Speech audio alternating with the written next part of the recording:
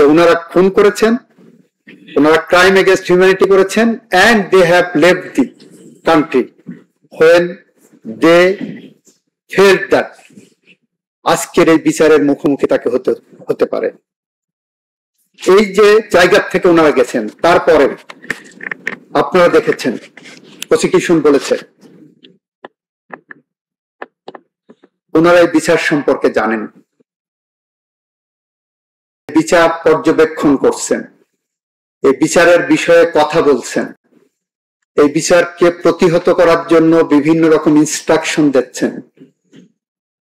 Sitting somewhere, these facts demonstrate that the accused are not coming before your lordships having the prayer to place before your lordships that we are innocent. যখন আপনাদের সামনে evidence আসছে একটা দেশে 1400 মানুষকে 36 দিনে গুলি করে হত্যা করা হয়েছে, একটা দেশে 1400 প্রায় 30,000 মানুষকে 36 দিনে পঙ্গুত্ব বরণ করানো হচ্ছে ক্ষমতাকে প্রলম্বিত করার জন্য রাজনৈতিক উদ্দেশ্য নিয়ে, যখন এভিডেন্স আসছে সেই দেশের যাদের দিকে আঙ্গুল তোলা হচ্ছে তারা পালিয়ে গেছেন, প্রমাণ হচ্ছে তারা পালিয়ে যেয়ে এখানে শান্ত হননি, এই বিচারকে ব্যাহত করার জন্য তার সর্বোচ্চ অবস্থান ব্যাখ্যা করছেন, তখন আমাদের প্রসিকিউশনের পক্ষ থেকে এসে দীর্ঘমেয়াদী আর্গুমেন্ট করার কোনো প্রয়োজন পড়ে না মাই লর্ড। আমাদের সাবমিশন হলো we have proved the commission of offense committed by the accused beyond all reasonable doubt. Second, there is an approver. One of the accused has made confessional statement pursuant to the permission of this honorable court. This honorable court has, by allowing him recorded his statement, and so far we have understood that this statement is corroborative with other instruments, other evidences, and the depositions of other witnesses. So একদিকে circumstantial evidence, একদিকে solid piece of documentary evidence and oral evidence, আর একদিকে co-accused যে approver যে statement, these are correlated, interrelated. সেই জায়গা দাঁড়িয়ে এবং at the same time state ডিফেন্সের যখন বলেন যে ওনারা করেননি, স্টেট ডিফেন্স যখন বলেন যে এই ধরনের কোনো ঘটনা ঘটেনি, এই ধরনের কোনো দাবি না থাকে, সেই জায়গাটা দাঁড়িয়ে যদি বলা হয় আমরা নিশ্চিতভাবে বলতেই পারি মাই লর্ড আমরা এমন একটি বিচারের সামনে দাঁড়িয়েছি যে বিচার বিয়ন্ড অল রিজনেবল ডাউট হিসাবে প্রমাণিত হয়েছে। আমি বিশ্বাস করি আমাদের সাবমিশন এটা যে এভিডেন্স আপনাদের সামনে এসেছে সেই এভিডেন্স বিশ্বের যে কোনো দেশের যে কোনো আদালতের যে কোনো সাক্ষ্য আইনের সামনে উপস্থাপন করলে ন্যায় বিচার নিশ্চিত করার স্বার্থে এই আসামির সাজা বা এই আসামিদের সাজা প্রদান ছাড়া বিকল্প কোনো পথ থাকে না আদালতের সামনে, এবং এটাই ন্যায় বিচার। আমরা আজকে দাঁড়িয়েছি এই বাংলাদেশকে সভ্যতার একটি সোপানের, সভ্যতার একটি সামনের জায়গায় নিয়ে যাওয়ার জন্য। এই ন্যায় বিচার যদি আপনারা না করতে পারি তাহলে আমরা বাংলাদেশে মানুষ হিসাবে কবি হেলাল হাফিজের ভাষায় উত্তর পুরুষের ভীরুকা পুরুষের উপমা হয়ে রয়ে যাব মাই লর্ড। আমরা জানি ন্যায় বিচার শুধুমাত্র অনেকেই কথা বলছেন খুনিরা ন্যায় বিচার পাবে কিনা, বাইরে অনেক রকম কথা আছে যে এই খুনিদের ন্যায় বিচারের মানদণ্ডে তাদের ন্যায় বিচার করা হচ্ছে কিনা। আমার নিবেদন হলো আপনারা শুধু খুনির ন্যায় বিচার দেখবেন যারা বাইরে কথা বলছেন। এলিনা রুজভেল্ট, আমেরিকার ফার্স্ট লেডি, উনি একটা কি বলেছিলেন, justice cannot be for one side alone but must be for both.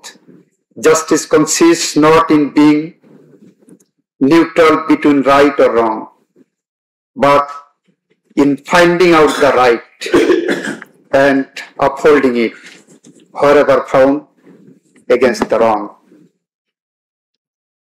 আমরা এখানে এসেছি শুধুমাত্র যারা বাইরে বলছেন, মানবাধিকারের কথা বলছেন, ন্যায় বিচারের কথা বলছেন, তারা বলছেন এই আসামিদের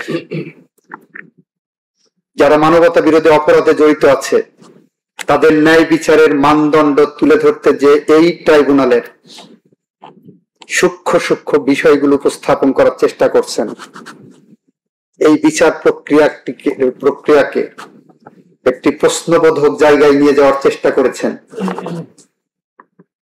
একপাক্ষিকভাবে জাস্টিস নির্ণয় করার জন্য চেষ্টা হয়েছে। তাহলে কি 1400 মানুষ যারা 36 দিনে খুন হলো তারা ন্যায় বিচার পাওয়ার অধিকার রাখেন না? তারা পঙ্গুত্ব বরণ করেছেন 14 to 36 ইয়ার্স। আমরা রূপকর্তা, আপনি এক্সাক্ট ফিগার দিতে পারবেন মাইলর? Exact stand corrected. তাহলে কি তারা ন্যায় বিচার পাবেন না? রাষ্ট্র কি ন্যায় বিচার পাবে না? রাষ্ট্রের সমাজকে ঠিক করার জন্য, সভ্যতার দিকে এগিয়ে নিয়ে যাওয়ার জন্য তাহলে কি রাষ্ট্রকে ন্যায় বিচার পাবে না? যারা পালিয়ে গেছে, পালিয়ে যে ন্যায় বিচারকে পরাভূত করতে চাচ্ছে, আমরা সেই কারণে বলছি এই আদালত, এই ট্রাইব্যুনাল ন্যায় বিচার করতে যে কোনটা সত্য কোনটা মিথ্যা, কোনটা সত্য কোনটা ভুল, এই জায়গা না যে কোনটা সত্য সেটা খুঁজে বের করে নিয়ে এসে ন্যায় বিচার নিশ্চিত করবেন। আর এখানে দিবালোকের মতো সত্য যে এখানে মানুষ মারা গেছে, গণহত্যা হয়েছে, গণহত্যার মতো ঘটনা প্রায় ঘটে গেছে, এখানে মানবতা বিরোধী অপরাধ সংগঠিত হয়েছে, কারা ঘটিয়েছে, কিভাবে ঘটিয়েছে, উই হ্যাভ প্রুভ দ্যাট। সেই জায়গার থেকে আমরা মনে করি যদি আপনার এই আদালতে এই আসামিদের শাস্তি না হয় তাহলে মার্টিন লুথার কিংয়ের ভাষায় বলবো, এদেশের মানুষ, এদেশের খুন হওয়া মানুষ, পঙ্গুত্ব বরণকারী মানুষ এই রাষ্ট্র ব্যবস্থা অবিচারের শিকার হবে।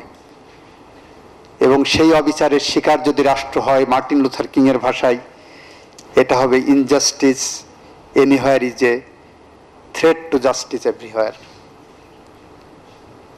আমরা এভরিহোয়ার জাস্টিস থ্রেট করতে দিতে চাই না বলেই আমরা দাঁড়িয়েছি ইতিহাসের দায় পরিশোধ করার জন্য এই জায়গাটাই, এই আসামিদের বিচার প্রার্থনা করে।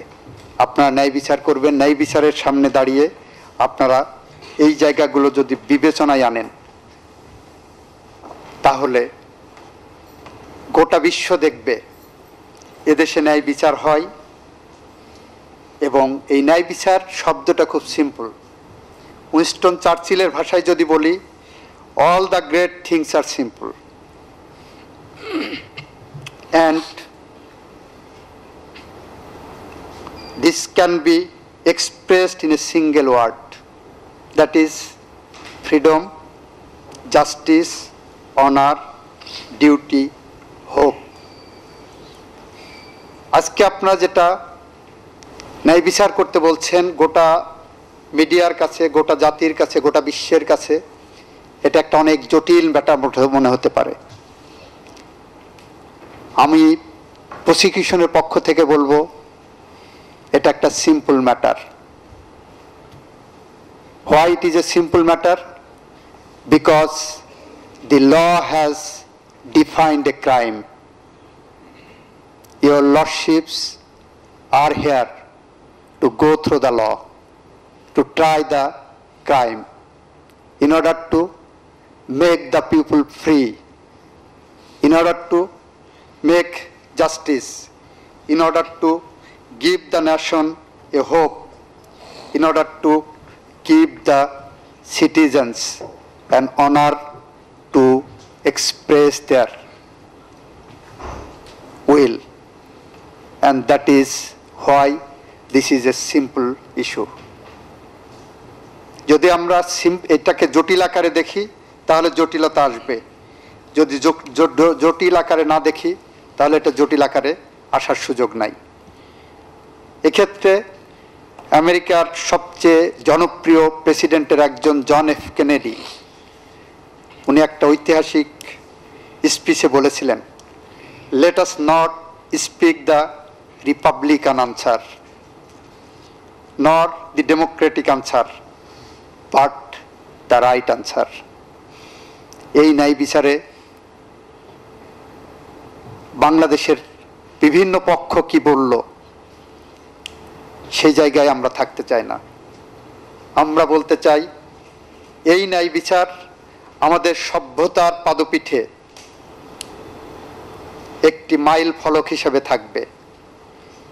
যেমন ছিল 1661 সালে অলিভার ক্রমওয়েলের বিচার, যেমন ছিল 40-এর দশকে চীন এবং জাপানের অনেকগুলো প্রাইম মিনিস্টারকে ক্রাইম এগেনস্ট হিউম্যানিটির অপরাধে ফাঁসির দণ্ডে দণ্ডিত হতে হয়েছিল। আমি আপনাদের রেফারেন্সের জন্য উইকিপিডিয়া থেকে নিয়ে এসেছি, এ যাবৎকালে বিশ্বের কোন কোন দেশের কতগুলো নেতা বিচারের মুখোমুখি হয়েছেন যারা রাষ্ট্র পরিচালনা করেছেন, কেউ বা করাপশনে, কেউ খুনের দায়ে, কেউ সেক্সুয়াল অ্যাসল্টের দায়ে, এবং কেউ হয়েছেন ক্রাইম এগেনস্ট হিউম্যানিটির। ক্রাইম এগেনস্ট হিউম্যানিটির বিচারের মুখোমুখি যারা হয়েছেন তাদের একটি সংক্ষিপ্ত তালিকাও আমি এখানে করেছি। এটার কপি একটা আছে, আমি আপনাদের সামনে রেফারেন্স হিসেবে পড়ে শোনাতে চাই।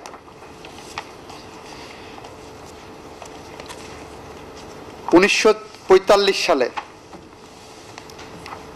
চায়নার এম্পেরর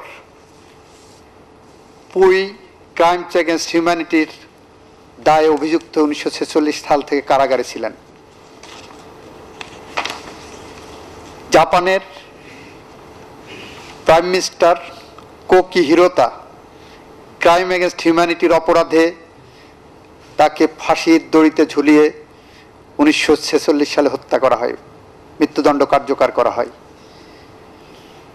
জাপানের প্রাইম মিনিস্টার হিরানোমা কিচিরো, তাকেও মুখোমুখি করা হয়েছিল ক্রাইম এগেনস্ট হিউম্যানিটিতে 1946 সালে। জাপানের আরেকজন প্রাইম মিনিস্টার মাসারু হোমা, তাকে 1946 সালে, উনি ছিলেন মিলিটারি গভর্নর, ক্রাইম এগেনস্ট হিউম্যানিটির দায়ে তাকে ফায়ারিং স্কোয়াডে হত্যা করা হয়। অপরাধের বিচার এভাবেই করা হয়েছে। জাপানের আরেকজন প্রাইম মিনিস্টার হিদিকো তোজো, 1948 সালে তাকে ক্রাইম এগেনস্ট হিউম্যানিটির দায়ে মৃত্যুদণ্ড কার্যকর করা হয়েছিল। ক্রাইম এগেনস্ট হিউম্যানিটির অপরাধে বিশ্বের অনেক বাঘা বাঘা লোকজনকে বিচারের মুখোমুখি করা হয়েছিল। হাঙ্গেরির প্রাইম মিনিস্টার, তাকে করা হয়েছিল 1946 সালে ক্রাইম এগেনস্ট হিউম্যানিটির জন্য, যাকে ফায়ারিং স্কোয়াডে মৃত্যুদণ্ড কার্যকর করা হয়েছিল, তিনি ছিলেন বেলা ইমরেডি। রোমানিয়ার প্রাইম মিনিস্টার আয়োন অ্যান্তোনেসু, তাকে ক্রাইম এগেনস্ট হিউম্যানিটির অপরাধে 1946 সালেই মৃত্যুদণ্ড দেওয়া হয়েছিল, কার্যকর করা হয়েছিল। হাঙ্গেরির prime minister head of the state Ferenc সাজালকে ক্রাইম এগেনস্ট হিউম্যানিটির কারণে 1946 সালে মৃত্যুদণ্ড কার্যকর করা হয়েছিল। সব ওখানে আছে, আপনাদের ওখানে মাইলট। চ্যান্সেলর অফ অস্ট্রিয়া আর্থার সিসনিকোয়াটকে ক্রাইম এগেনস্ট হিউম্যানিটির কারণে মৃত্যুদণ্ডে কার্যকর করে তার বিচার সমাপ্ত করা হয়েছিল। এর বাইরেও আপনারা দেখেছেন ক্রাইম এগেনস্ট হিউম্যানিটির দায়ে সাজাপ্রাপ্ত হয়েছিলেন অগাস্টো পিনোচের, চিলির রাষ্ট্রপতি। ক্রাইম এগেনস্ট হিউম্যানিটির কারণে বিচারের মুখোমুখি হতে হয়েছিল লাইবেরিয়ার প্রেসিডেন্ট চার্লস টেইলরকে। এভাবেই বিশ্বের দেশে দেশে শান্তি, ডেমোক্রেসি, গণতন্ত্র, মানবাধিকার, ন্যায় বিচার প্রতিষ্ঠার জন্য ক্রাইম এগেনস্ট হিউম্যানিটির বিচার করা হয়েছে। বাংলাদেশে কোনো শাসককে, কোনো শোষককে, কোনো ফ্যাসিস্টকে এই প্রথমবারের মতো ক্রাইম এগেনস্ট হিউম্যানিটির মুখোমুখি হতে হয়েছে। আমি বিশ্বাস করি, আমি প্রত্যাশা করেছিলাম উনি ন্যায় বিচারের সামনে আসবেন।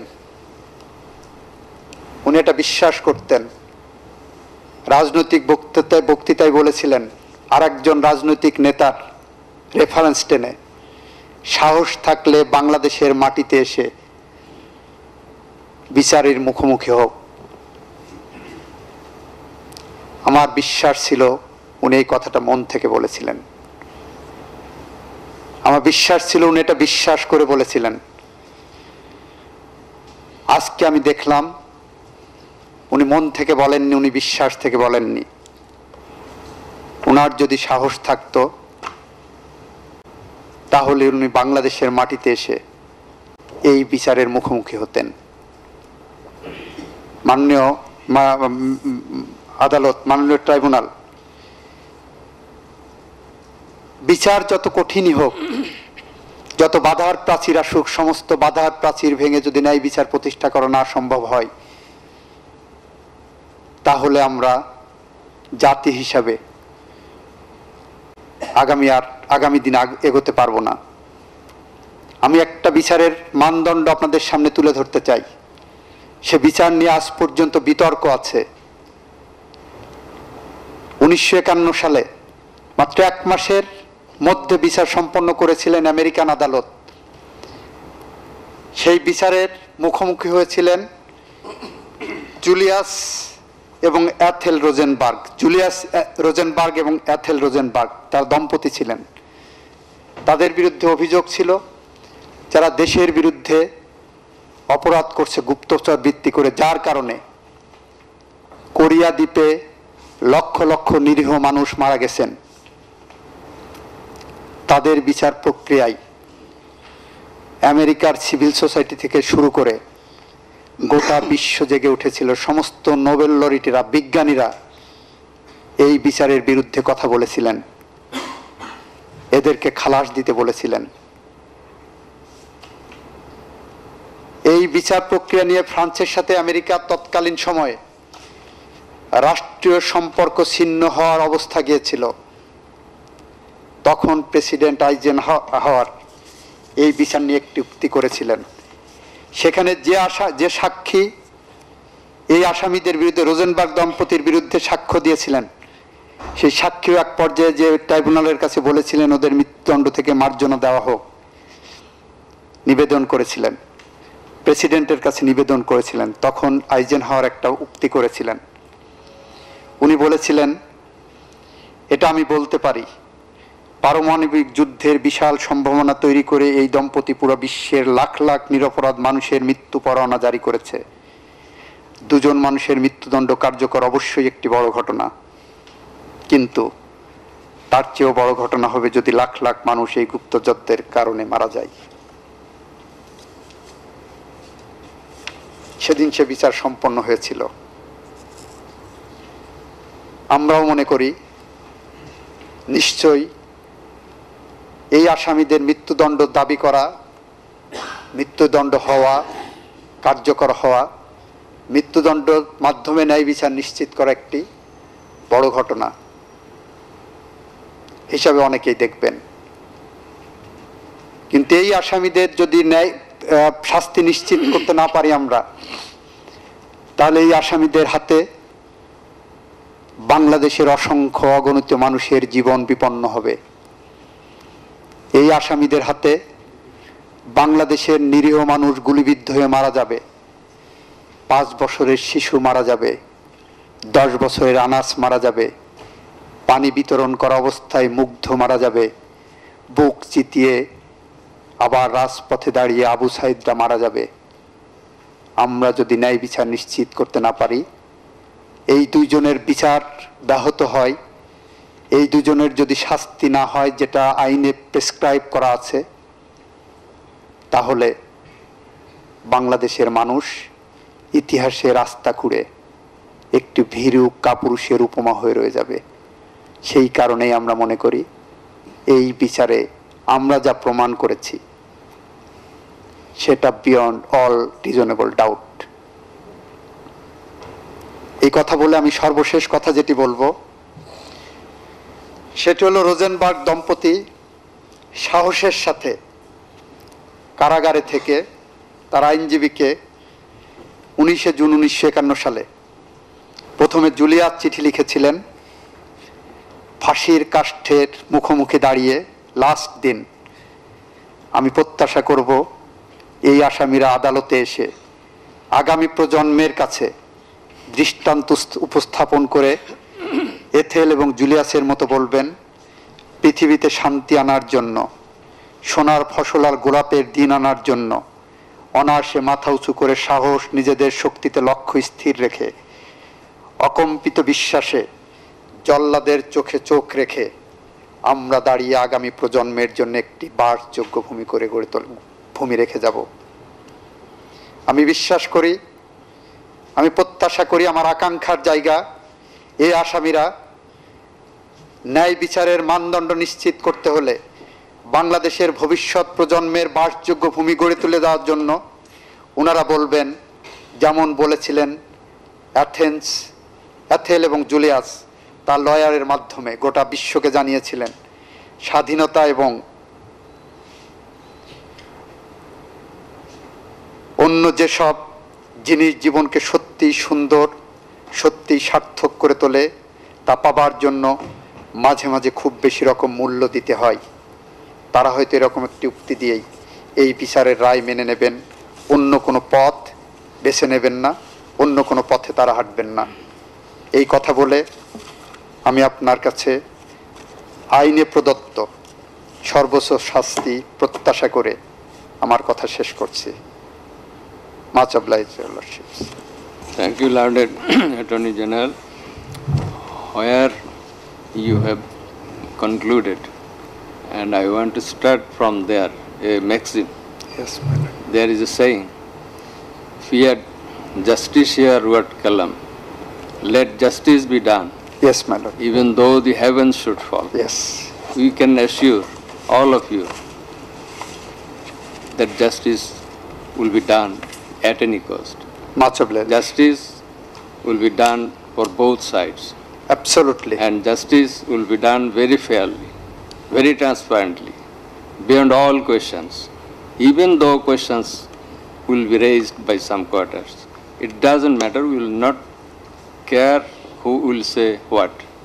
But I repeatedly want to say, justice will be done from this tribunal at any cost in every matter. So thanks a lot, Much obliged, Lordships. Learned Attorney General. We are very much grateful to you at the commencement of the tribunal, of this proceeding. You managed your heavy schedules and you appeared in the tribunal. You had your valuable maiden speech, and today at the conclusion of the proceeding, you very hardly managed your time to come to the tribunal and to deliver your very, very precious, resourceful speech.